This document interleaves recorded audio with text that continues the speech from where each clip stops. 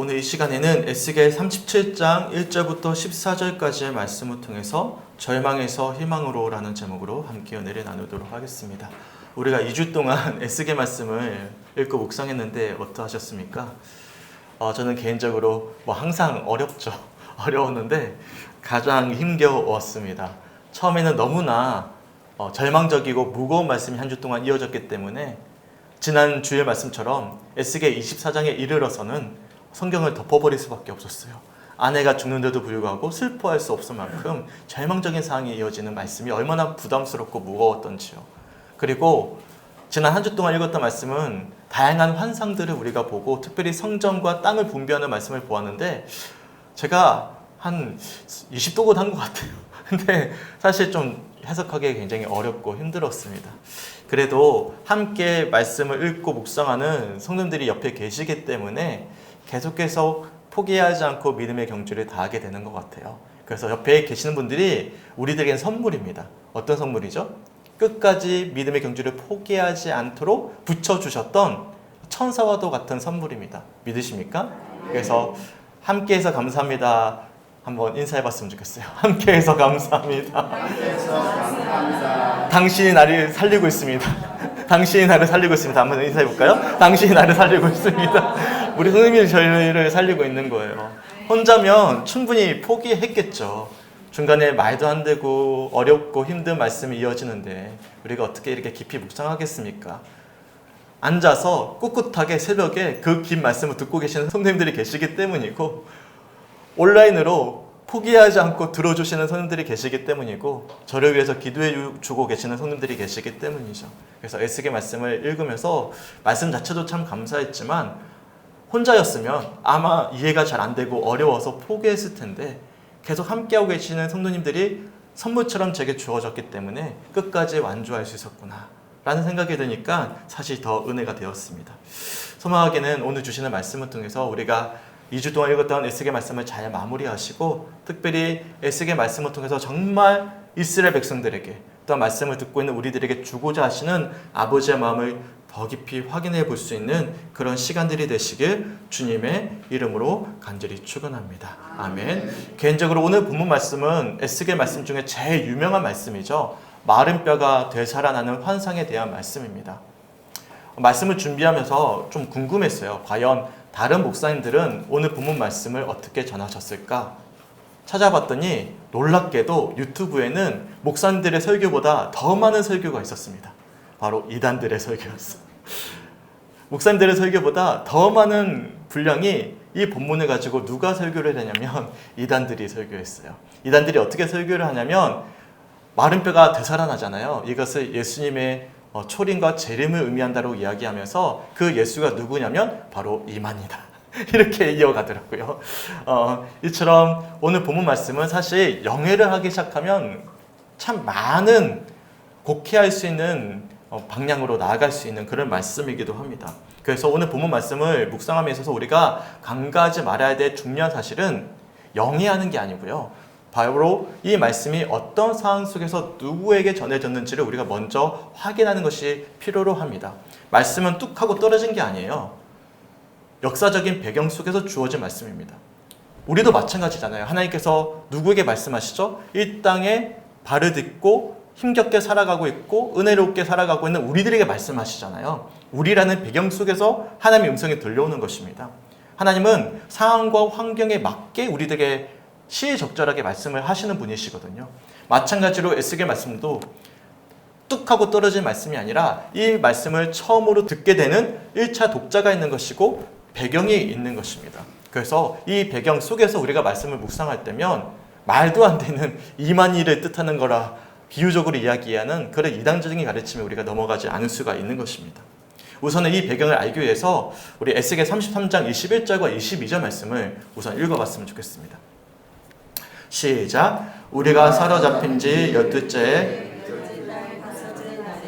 예루살렘에서부터 도망하여 온 자가 내게 나와 말하기를 그 성이 함락되었다 하였는데, 그 도망한 자가 내게 나아오기 전날 저녁에 여호와의 손이 내게 임하여 내 입을 여시더니 다 마침 그 사람이 내게 나아올 그때에 내 입이 열리기로 내가 다시는 잠잠하지 아니하였노라. 아멘. 우리가 함께 한 주 동안 읽어보셨겠지만 에스겔 33장은 완전히 배경이 달라집니다. 지금까지는 이스라엘과 주변 이방 민족들을 향한 심판의 말씀이 쭉 이어졌다면 33장부터는 완전히 분위기가 달라지죠. 에스겔을 파수꾼으로 세워주셨습니다. 그리고 어떤 사건이 일어나냐면 그동안 하나님께서 무서운 심판의 말씀을 전하게 하셨던 그 이스라엘이 드디어 회복된 게 아니라 완전히 멸망했습니다. 예루살렘 성이 완전히 함락되었다라는 절망스러운 소식을 전해 듣게 된 것이죠. 사실 에스겔은 미리 포로로 끌려와 있는 상태였어요. 크게 이스라엘 백성들은 3차에 걸쳐서 바벨론의 포로로 끌려갔는데 1차는 다니엘을 비롯한 고위 관직들이 끌려갔고요. 2차는 여호야긴 왕을 비롯한 주변에 또한 제사장을 비롯한 관직들이 끌려갔어요. 그리고 3차 때 완전히 멸망한 거예요. 그때 에스겔은 이미 포로로 끌려가 있는 상태였습니다. 그들에게 있어서 포로 생활은 하고 있었지만 아직 이스라엘이 멸망당하지 않았기 때문에 일말의 희망은 있었어요. 비록 지금은 포로 생활을 하고 있지만 언젠가는 돌아갈 땅이 있으니까, 돌아갈 고향이 있으니까 그곳에 우리가 돌아갈 것이다 라는 희망을 품고 힘겨운 포로 생활을 하고 있었습니다. 더군다나 제가 여러 차례 새벽기도의 시간에 강조해드렸지만 그들에게는 굳건한 믿음의 확신이 있었어요. 두 가지의 확신이 있었는데 한 가지는 예루살렘에 뭐가 있죠? 하나님의 성전이 있잖아요. 하나님이 임재하시는 성전이 있기 때문에 이 성전 때문이더라도 이스라엘은 멸망당하지 않을 것이다. 예루살렘 성만큼은 하나님께서 지켜주실 것이라는 굳건한 확신이 있었습니다. 실제로 한 100년 전에 히스기야 왕이 아수르의 군대 속에서 큰 위협을 당했어요. 주변 나라가 다 멸망당했는데 유일하게 예루살렘 성만은 지켜졌거든요. 그 과거의 기억이 있기 때문에 하나님의 성전이 있으면 하나님이 우리를 지켜주실 것이다. 예루살렘 성은 무너지지 않을 것이다 라는 굳건한 확신이 있었습니다. 두 번째로는 하나님은 다윗과 언약을 맺으셨어요. 너희 나라를 영원히 내가 지켜주실 것이다 라는 언약이 여전히 유효하다고 생각했기 때문에 하나님의 언약과 성전 때문에 예루살렘만큼은 절대로 함락되지 않을 것이라는 이 민족의 확신이 있었던 것이죠. 하지만 그런 그들의 확신이 깨져버린 것입니다. 그들이 굳건했던 믿음과는 달리 예루살렘 성이 함락되어졌다는 소식이 전해온 것이죠. 더는 돌아갈 곳이 없어져 버렸습니다. 희미하게나마 이어지던 한 줄기의 희망이 사라져버린 것입니다. 더는 어떠한 꿈도 꿀 수 없는, 돌아갈 곳도 없는 절망적인 소식이 지금 33장에 들려오고 있는 것이죠. 그런데 그때 하나님은 그동안은 계속 회개해라, 하나님의 심판이 임했다라는 말씀이 전해졌는데 멸망하고 나니까 아이러니하게도 하나님께서 다른 말씀을 전하기 시작하는 거예요. 에스겔을 부르시고는 그동안 아주 끔찍할 만큼 무서운 말씀을 전하게 하셨다면 이제는 반대로 멸망하고 나니까 새로운 희망의 말씀을 전하게 하시는 거예요. 특별히 에스겔 36장 37절과 38절 말씀을 함께 읽어봤으면 좋겠습니다. 우리 성도들 한번 읽어주세요. 시작. 주 여호와께서 이같이 말씀하셨느니라. 그리고 이스라엘 족속이 이같이 자기들에게 이루어지기를 내게 보아야 하겠다. 내가 그들의 수요를 양떼같이 많아지게 하되 제사를 양떼고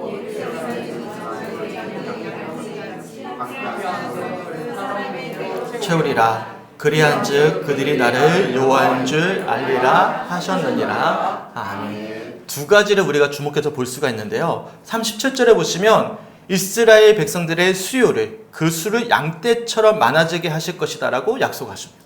멸망하고 나니까요. 두 번째로는 뭐라고 말씀하시냐면 38절에 보시면 황폐한 성읍을 다시금 사람의 때로 채우시겠다 라고 말씀하십니다. 쉽게 표현하면 완전히 멸망한 이스라엘을 다시금 세워주시고 회복시켜 주시겠다라는 약속을 하고 계시는 것이죠. 그런 하나님의 열심의 의지를 분명하게 엿볼 수 있는 말씀이 36장의 말씀입니다.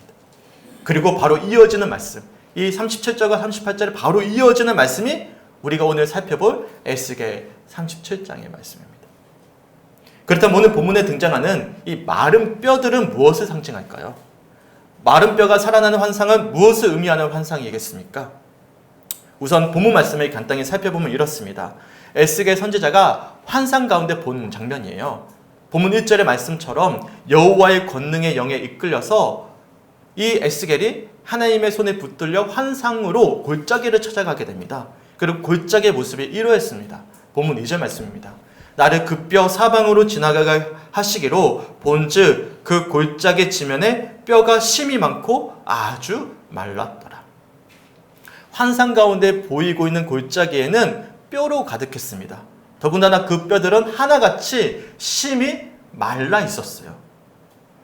생각해 보세요. 바로 본문 앞절에서는 하나님께서 양떼처럼 많게 하겠다. 너희의 무너진 황폐한 성읍을 사람들로 가득 채우시겠다라고 약속하셨는데, 이어서 바로 보여주시는 환상은 말라 비틀어진 뼈들로 가득 채워진 골짜기 환상을 에스겔에게 보여주고 계시는 것입니다. 저는 상상이지만 제 꿈에 이런 모습이 보이면 깜짝 놀랄 것 같습니다. 저는 이 간이 굉장히 작거든요. 그래서 되게 무서움을 많이 탑니다. 그래서 어린 시절, 여담인데 어린 시절에 엑소시스트 영화를 보고는 한 달 동안 눈을 뜨고 머리를 감았어요. 간이 작습니다. 네, 꿈속에서 마른 뼈가 살아나는 환상을 봤다면 왜요? 그래요, 제가 간이 작아요. 얼마나 무섭겠습니까? 더군다나 당시 고대 근동 문화에서 중요하게 지켜지던 풍습이 있었는데요. 그것은 무엇이냐면 시신을 철저하게 매장해 주는 거예요. 당시 고대들은 사후세계가 있다라고 믿었어요. 그런데 혹여나 시신이 제대로 묻혀지지 않은 채로 방치된다면 마지막 그 비참한 최후의 모습이 사후세계도 그대로 이어진다고 믿었어요. 그래서 시신이 제대로 묻혀지지 않는다면 저주받은 것과 다름이 없다라고 여겼습니다. 근데 지금 에스겔의 눈앞에 펼쳐진 골짜기에는 말라 비틀어진 뼈들로 가득 채워져 있는 그런 환상이 보여지는 것입니다. 뭘 의미하죠? 지금 완벽한 저주가 그 땅에 임했다라는 의미입니다. 근데 그때 하나님께서 에스겔에게 물어보십니다. 본문 3절 말씀인데 우리가 함께 읽어봤으면 좋겠어요. 시작. 그가 내게 이르시되 인자야 뼈들이 능히 살 수 있겠느냐 하시기로 내가 대답하되 주 여호와여 주께서 아시나이다. 아멘. 하나님께서 그 환상을 보여주시면서 에스겔에게 물어보시는 거예요. 인자야 이 뼈들이 능히 살 수 있겠느냐. 우리 성도들은 어떻게 답변하시겠어요? 과연 말라 비틀어진 대로 비틀어진 뼈들이 살아날 수 있겠습니까? 도저히 희망을 찾아볼 수 없는 저주받은 상황인데 과연 그 문제를 해결할 수가 있겠습니까? 사실 우리 그렇잖아요. 조그마한 일에도 낙심하고 절망하는 게 우리의 마음인데 완전 저주받는 것과 다름없는 환상을 보면서 주님 뼈들이 살아날 수 있습니다라고 고백할 수 있는 믿음, 그게 과연 쉽겠습니까? 어떻게 말라 비틀어져서 더는 소생할 가능성이 없는 마른 뼈가 다시 살아날 수 있겠습니까? 그런데 놀랍게도 에스겔 선지자는 마른 뼈로 가득한 골짜기를 바라보면서 이렇게 답변을 했습니다. 주 여호와여, 주 여호와여, 주께서 아시나이다. 나는 할 수 없지만 주님은 알고 계십니다. 라고 고백하는 거예요. 생명을 걷어가신 분도 주님이셨지만 다시금 새로운 생명을 주실 분도 주님이심을 고백한 것입니다. 내가 한번 해보겠습니다. 나는 할 수 있습니다. 라는 다짐이 아니었어요. 생사화복을 주관하시는 창조주 하나님이시라면, 그래서 하나님의 뜻에 합당하시다면 골짜기를 가득 메운 바른 뼈들도 다시금 살아날 수 있고 새로운 생명을 얻을 수도 있다라는 신실한 믿음을 그가 고백하고 있는 것입니다. 그러자 그런 에스겔 선지자를 향해서 하나님이 본문 4절과 5절을 보시면 이렇게 말씀을 하셔요. 우리가 함께 읽어봤으면 좋겠습니다. 시작. 또 내게 이르시되 너는 이 모든 뼈에게 대언하여 이르기를 너희 마른 뼈들아 여호와의 말씀을 들을지어다. 주 여호와께서 이 뼈들에게 이같이 말씀하시기를 내가 생기를 너희에게 들어가게 하리니 너희가 살아나리라. 아멘. 제가 항상 강조하지만 하나님은 대부분 하나님 자신이 그 일을 행하지 않으십니다. 하나님 어떻게 일을 하시냐면 하나님의 사람들을 세우셔서 대신 그 일을 청지기처럼 하게 하시는 것입니다. 왜 하나님이 천지를 창조하시고 아담과 하와를 창조하셨어요? 아담과 하와가 뭘 했죠? 하나님께서 창조하셨던 모든 창조물의 이름을 대신 지어줬습니다. 하나님이 직접 지어주신 게 아니라 아담과 하와를 통해서 하나님의 이름을 대신 짓게 한 거예요. 하나님이 그렇게 일을 하셔요. 하나님은 사람들을 통해서 이 자리에 예비해 드리고 있는 우리들을 통해서 하나님의 일을 행하신다는 사실입니다. 오늘 본문 말씀도 마찬가지죠. 본문 4절 말씀을 보시면 그 믿음을 고백하고 있는 에스겔 선지자에게 마른 뼈들에게 여호와의 말씀을 대신 대언하게 하시는 거예요. 그리고 5절 말씀처럼 말씀을 대언할 때 그 뼈들에게 생기를 불어넣어 주셔서 마른 뼈들이 다시금 살아나 새로운 생명을 얻게 될 것이다 라고 말씀하고 계시는 것이죠. 여기서 우리가 주목해 봐야 될 표현이 하나 있는데요. 이 생기라는 표현입니다. 히브리어 원어를 살펴보면 루하흐라는 단어입니다. 번역하면 바람, 생명, 숨이라는 뜻인데요. 주로 성경에서는 하나님의 영, 성령을 지칭할 때 사용되어지는 단어입니다. 그렇다면 여기서 생기를 불어넣어 주신다는 의미는 무엇을 뜻하죠? 바로 하나님의 말씀이 선포되는 그곳에 성령께서 바람처럼 불어 들어오신다는 거예요. 사실 우리는 바람을 조종할 수가 없어요. 바람은 자연스럽게 불어오는 것입니다. 그래서 생기를 불어 넣어 주신다는 것은 에스겔이 말씀을 전할 때면 성령께서 친히 임재하셔서 하나님이 그 일을 행하시겠다라고 말씀하고 계시는 것이죠. 달리 표현하면 에스겔 선지자는 하나님의 말씀을 전달하는 전달자이자 통로였을 뿐 마른 뼈를 다시금 살아나게 하는 역사는 성령 하나님께서 하실 역사임을 우리들이 오늘 말씀을 통해서 확인할 수가 있습니다. 그래서 이어지는 본문 6절을 보시면 이렇게 말씀하는데 우리가 함께 읽어봤으면 좋겠습니다. 시작. 너 위에 힘줄을 들고 살을 입히고 가죽으로 덮고 너희 속에 생기를 넣으리니 너희가 살아나리라. 또 내가 여호와인 줄 너희가 알리라 하셨다 하라. 아멘. 이어지는 본문 7절부터 10절까지 말씀을 살펴보시면 에스겔이 대신하여 마른 뼈들에게 말씀을 대언했습니다. 그랬더니 마른 뼈 위에 힘줄이 생기고 살이 오르고 가죽이 덮이더니 그 뼈들이 사람의 형체를 보이기 시작하는 거예요. 그리고 그 가운데 뭐가 들어가냐면 생기가 들어가요. 생기가 들어갔더니 새로운 생명을 얻은 큰 군대를 이루게 되는 것입니다. 그렇다면 이처럼 말라 비틀어진 뼈가 다시금 살아나 새로운 생명을 얻게 된 결정적인 이유는 어디에 있는 것이죠? 바로 생기에 있는 거예요. 생기. 우리를 살아나게 하는 것은 말씀을 하나님을 대신해서 대언하는 그 성도들의 섬김을 통해서 성령의 충만하신 은혜가 죽어있는 영혼들에게 들어가 살아나게 하는 것입니다. 우리 본문 9절 말씀을 함께 읽어봤으면 좋겠어요. 시작. 또 내게 이르시되 인자야 너는 생기를 향하여 대언하라. 생기에게 대언하여 이르기를 주 여호와께서 이같이 말씀하시기를 생기야 사방에서부터 와서 이 죽음 당한 자에게 불어서 살아나게 하라 하셨다 하라. 아멘. 처음에 에스겔이 선포했던 말씀으로는 그 영혼을 완전히 살려낼 수가 없었어요. 생기가 필요했습니다. 창세기 2장 7절에 보시면 처음으로 하나님이 사람을 창조하시고 이렇게 말씀하시거든요. 그 장면을 이렇게 표현하고 있는데 제가 한번 읽어드릴게요.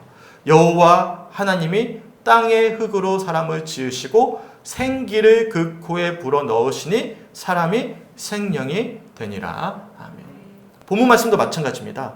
모양은 온전히 갖추었지만 생기가 그 안에 없으니 생명도 없었어요.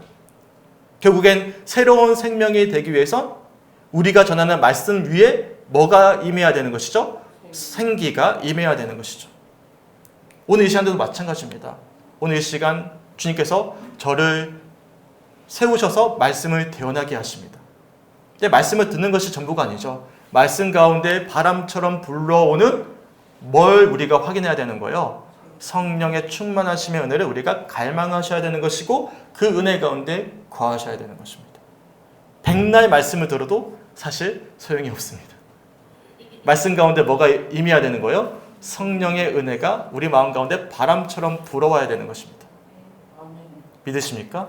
소망하기는 오늘 이 시간 성령의 바람이 우리 심령 가운데 바람처럼 불어온다는 사실을 확인하면서 그 충만하심의 은혜 가운데 거할 수 있는 우리 모든 성주교회 성도들이 되시길 주님의 이름으로 간절히 축원합니다. 그럴 때면 마른 뼈들이 살아나 새로운 생명을 얻듯이 생기가 바람처럼 우리 가운데 불어올 때면 절망 가운데 있는 우리 역시도 새로운 새 소망을 바라볼 수가 있는 것입니다. 소망하기는 말씀이 전해지는 이 시간 선포되는 말씀을 통해 바람처럼 성령의 임자가 우리 사랑하는 모든 성주교회 성도들의 심령 가운데 충만히 불어올 수 있게 주님의 이름으로 간절히 축원합니다. 아멘. 그래서 마른 뼈들을 살아나게 하셨던 주님께서 오늘 이 시간 죽어가는 우리의 영혼을 다시금 살려주시고 절망 가운데 주저앉아 있는 우리의 심령을 다시금 일으켜 세워주셔서 다시금 주님을 온전히 바라볼 수 있도록 인도해 주실 것입니다. 로마의 감옥에 갇혀서 죽을 날만을 기다리고 있던 사도 바울은 빌립보서 4장 13절을 보시면 이렇게 고백을 합니다. 우리가 함께 읽어봤으면 좋겠어요. 시작. 내게 능력 주시는 자 안에서 내가 모든 것을 할 수 있느니라. 아멘. 오늘 본문 말씀처럼 마른 뼈를 일으켜 새로운 생명을 주시는 분이 바로 사도 바울의 하나님이셨기 때문에 비록 지금은 궁핍에 처하고 비천에 처할 수도 있지만 여전히 사도 바울은 소망할 수가 있었습니다. 내게 능력 주시는 자 안에서 내가 모든 것을 할 수 있다. 이것이 믿음이지 않겠습니까? 그리고 이 믿음의 고백은 누가 할 수 있는 거예요? 자기 확신이 아니에요. 자기 확신의 결과는 성전이 무너지고 다윗의 언약이 파괴된 것이었습니다. 예루살렘의 멸망이었어요. 이 믿음의 확신은 어디서부터 비롯되는 것이죠? 성령의 충만하심의 은혜 가운데 이어지는 것입니다. 마른 뼈에 생기를 불어넣어 주시고 새로운 생명을 주시는 우리 하나님, 성령님, 바로 이 시간 예배드리는 그 주님이 우리의 아버지가 되시고 우리의 구원자가 되시고 우리 하나님이시기에 우리는 절망 가운데서도 희망을 바라볼 수가 있는 것입니다. 소망하기는 오늘 이 시간 마른 뼈들 가운데 생기가 불어왔듯이 말씀을 통해 불어오는 성령의 바람이 우리의 심령 가운데 불어와서 절망 가운데 새로운 희망을 바라볼 수 있는 우리 모든 성주교회 성도들이 되시길 주님의 이름으로 간절히 축원합니다. 이처럼 오늘 본문의 1차 독자는요, 완전히 멸망을 경험한 이스라엘 백성들이었어요. 바벨론의 침공으로 인해 마지막 희망의 보루였던 예루살렘까지 무너진 소식을 전해드렸던 포로 백성들이었습니다. 아마도 그들의 심정은 마른 뼈들처럼 바싹 말라 있었을 거예요. 그리고 실제로 본문 11절의 표현처럼 에스겔이 환상 속에 본 많은 뼈들은 다름이 아니라 이스라엘 백성들의 심령을 뜻했습니다. 우리 11절 말씀을 함께 읽어봤으면 좋겠어요. 우리 성도들 한번 읽어주세요. 시작. 또 내게 이르시되 인자야 이 뼈들은 이스라엘 온 족속이라. 그들이 이르기를 우리의 뼈들이 말랐고 우리의 소망이 없어졌으니 우리는 마음을 들되었다 하느니라. 아멘. 바로 마른 뼈들은 다름이 아니라 이스라엘 백성, 멸망을 경험한 백성들이라고 분명히 말씀하고 계시는 것이죠. 그런데 하나님께서 그런 이스라엘 백성들을 향해서 이렇게 약속을 이어가셔요. 본문 12절 말씀입니다. 그러므로 너는 대언하여 그들에게 이르기를 주 여호와께서 이같이 말씀하시기를 내 백성들아 내가 너희 무덤을 열고 너희로 거기에서 나오게 하고 이스라엘 땅으로 들어가게 하리라. 아멘. 이스라엘이 완전히 멸망하고 이제는 더는 소망이 없다던, 그래서 절망으로 인해 마치 마른 뼈처럼 말라 비틀어진 이스라엘 백성들의 심령 가운데 말씀하시길 내가 앞으로는 무덤을 열게 하고 너희를 거기서 나오게 하고 약속의 땅으로 다시금 들어가게 할 것이다 라고 말씀하고 계시는 것입니다. 결국 오늘 본문에서 살펴봤던 에스겔의 환상은 신천지를 비롯한 이단들이 해석하는 재림하실 예수님에 대한 묘사들이나 기타 다른 영예들이 아닌 것이죠. 패망한 이스라엘 백성들이 다시금 조국으로 돌아갈 수 있다는 소망의 말씀이자 하나님의 백성을 포기하지 않으시는 하나님의 의지와 열심을 보여주시는 그런 말씀인 것입니다. 그리고 이 시간에 하나님이 동일하게 말씀하고 계시는 거예요. 마른 뼈들을 살아나게 하셨던 하나님께서 우리들에게도 절망에서 희망을 볼 것을 말씀하고 계시는 것입니다. 소망하기는 오늘 이 시간 바람같이 불어올 성령의 임재를 소망할 수 있는 우리 모든 성주교회 성도들이 되시게 주님의 이름으로 간절히 축원합니다. 마른 뼈를 살아나게 하셔서 큰 군대를 이루게 하시고 완전히 패망했던 이스라엘이 다시금 회복되어 조국으로 되돌아갈 수 있었던 것처럼 이 시간 그 주님의 선포를 사모할 수 있는 우리 모두가 되었으면 좋겠어요. 그럴 때 어떤 역경과 어려움 가운데서도 절망할 수밖에 없는 환경에서도 우리는 바울처럼 내게 능력 주시는 자 안에서 내가 모든 것을 할 수 있다라고 고백할 수 있을 것입니다. 소망하기는 이러한 놀라운 믿음의 고백이 예배드리는 우리의 입술과 마음의 고백이 되길 간절히 소망합니다. 아멘. 말씀을 마무리하겠습니다. 이처럼 살아난 뼈들은 뭐가 됐죠? 군대가 됐습니다. 이 군대라는 표현이 굉장히 중요합니다. 왜 하필이면 군대일까요? 본문에 이어지는 38장과 39장의 말씀을 살펴보시면 하나님이 마른 뼈들 환상에 이어서 어떤 환상을 보여주셨죠? 하나님의 원수인 마곡의 우두머리 곡이 등장해요. 그리고 곡은요, 이스라엘 주변의 모든 나라들을 모아두고는 연합군대를 이루어 회복한 이스라엘을 쳐들어옵니다. 전쟁이 벌어지는 거예요. 여기서 곡은 특정한 인물을 지칭하지 않습니다. 아무리 찾아봐도 역사적으로 곡이라는 인물이 등장하지 않아요. 상징적인 의미입니다. 그래서 결국 마른 뼈가 살아나고 다시금 나라를 되찾아 평안을 찾은 이스라엘 백성들에게 곡의 위협이 찾아올 것이다. 구원받은 하나님의 자들은 앞으로 계속해서 전쟁을 마주하게 될 것이다. 우리를 넘어뜨리고자 하는 마귀는 호시탐탐 은혜 받은 자를 내버려 두지 않는다라는 의미로 우리가 묵상해 볼 수가 있는 거예요. 그러기에 하나님이 다른 무엇이 아니라 우리를 어떻게 회복시켜 주신 거예요? 하나님의 군대로 세워주신 것입니다. 그래서 마른 뼈들이 거대한 군대가 된 것은 이처럼 앞으로 이어질 곡의 위협으로부터 자신들을 믿음으로 지켜내기 위함이었음을 우리들이 묵상해 볼 수가 있는 것입니다. 그래서 찬송가 358장에 보시면 다들 아는 찬양인데 우리 함께 불러봤으면 좋겠습니다. 시작. 주의 진리 위에 십자가 군기 하늘 높이 들고서 주의 군사 되어 용맹스럽게 찬송하며 나가세 나가세 나가세 주 예수만을 위하여 목숨까지도 바치고 싸움터로 나가세. 아멘. 오늘 시간 마른 뼈를 살려주셨던 하나님, 말씀을 선포케 하셨고 그 말씀에 생기를 불어넣어 주셔서 절망에서 희망으로 바라보게 하셨던 하나님, 그 하나님이 이 시간 동일하게 우리의 심령 가운데 역사하고 계신다는 사실을 기억하셨으면 좋겠습니다. 아멘. 절망에서 희망으로, 힘들고 어려울수록 주님을 바라보시다. 주님을 붙잡았으면 좋겠습니다. 내 영혼이 자등같이 범사에 잘 되도록 우리 주님께서 가장 선한 길로 인도하시고 강건케 하실 것입니다. 그 주님이 이 시간 절망 가운데 사로잡힌 우리 영혼을 살려주실 것이고 남은 한 해 계속 이어질 영적인 전쟁 가운데 하나님의 군대로서 우리를 세워주셔서 당당히 맞서 싸우게 하실 것입니다. 소망하기는 그 믿음을 가지고 소망을 가지고 결단하며 9월 첫 주 이 첫날 주님께 믿음으로 고백할 수 있는 우리 모든 성주교회 성도들이 되시길 주님의 이름으로 간절히 축원합니다. 아멘. 함께 찬양했으면 좋겠습니다. 악보집 222번입니다. 악보집 222번 함께 찬양하시고 오늘 이 시간을 위해서 간절히 기도하겠습니다.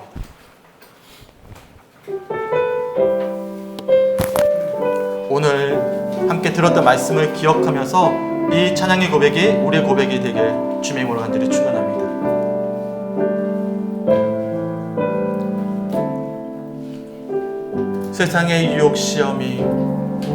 세상의 유혹 시험이 내게 몰려 나의 힘으로 온 그것들 나의 힘으로 온 그것들 모두 이길 수 거대한 폭풍 가운데 대한 폭풍 위축된 나의 영혼 위축된 나의 어찌할 바를 몰라 어찌할 바 헤매이고 있을 때 헤매인 그 시간 선포합니다. 주님을 찬양합니다. 손을 들고 찬양합니다. 주를 찬양 손을 들고 찬양 전쟁은 나에게 속한 것 아니 주님을 찬양합니다. 주를 찬양 손을 들 전쟁은 하나님께 속한 것입니다. 전쟁은 하나님께 속한 것이니 거짓과 속임수로 거짓과 속임수로 가득 찬 세상 어디로 갈지 몰라 머뭇거리고 있네 공중의 권세 잡은 자 지금도 우리들을 실패와 넘어뜨리려고 하네. 넘어뜨리려. 그러기에 주님을 찬양합니다. 주님을 찬양, 주를 찬양, 손을 들고 찬양. 전쟁은 나에게 속한 것 아니니. 담대하게 선포합니다. 찬양, 손을 들고 찬양. 전쟁은 하나님께 속한 것이니, 전쟁은 하나님께 속한 것이니.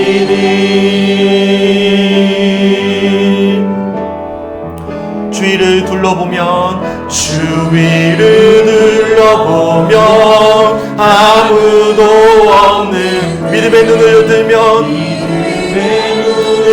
보이는 분 계시네. 분 지금도 우리 안에서 지금도 역사하고 계시는, 역사하고 사망과 어둠의 권세 물리치신, 사망과 어둠의 권세 물리치신 예수님을 선포합니다. 주를 찬양, 주를 찬양, 손을 들고 찬양. 전쟁은 나에게 속한 것 아니니. 주를 찬양, 손을 들고 찬양. 전쟁은 하나님께 속한 것이니. 주를 찬양, 주를 찬양, 손을 들고 찬양. 전쟁은 나에게 속한 것 아니니. 주를 찬양, 손을 들고 찬양. 전쟁은 하나님께 속한 것이니. 전쟁은 하나님께 속한 것이니. 전쟁은 하나님께 속한 것이니. 전쟁은 하나님께 속한 것이니.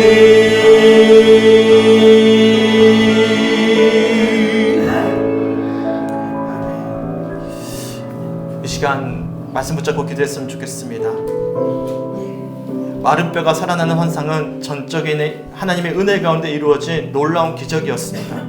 하지만 그 기적은 하나님의 사람들을 통해서 행하게 하십니다. 어떤 사람들이죠? 주님은 알고 계십니다 라고 고백하는 믿음의 사람입니다. 그리고 성령의 충만하심의 은혜를 힘입어서 말씀을 전하는 사람들입니다. 결국에는 오늘 이 시간 마른 뼈가 살아나는 놀라운 환상이 우리의 3년 가운데, 우리 10년 가운데 회복되어지기 위해선 나의 확신이 아니에요. 내가 오랫동안 믿어왔던 당연히 알고 있는 확신이 아닙니다. 이스라엘 백성들은 학습되어졌어요. 성전이 다윗의 언약이 우리를 지켜줄 것이라는 확신이 있었습니다. 이것은 누구의 확신이죠? 가르침의 확신이고 전통의 확신이고 당연하게 여겼던 그런 확신이었어요. 하지만 그 확신은 영원할 수가 없었습니다. 절망의 순간에 완전히 이스라엘의 피망의 결말을 가져왔어요. 우리에게 정말 이 시간 필요한 것은 진심 어린 우리의 믿음의 고백입니다. 나는 할 수 없지만 우리 주님은 하실 수 있습니다라고 고백할 수 있는 믿음의 고백입니다. 더 나아가서 말씀을 들을 때 불어오는, 바람처럼 불어오는 성령의 충만하심의 그 생기의 은혜를 힘입어 일어나는 하나님의 군대들입니다. 오늘 이 시간 우리가 붙잡아야 될 것은 그동안 우리가 알고 있던 지식들이 아니라, 주님, 내게 정말 믿음이 있습니까? 내가 정말 하나님은 하실 수 있습니다라고 고백할 수 있는 그 믿음이 있습니까? 당연하게 여겼던 그런 알고 있는 지식이 아니라 나에게는 그런 믿음이 있습니까? 주여, 우리의 믿음 없음을 불쌍히 여겨주시옵소서.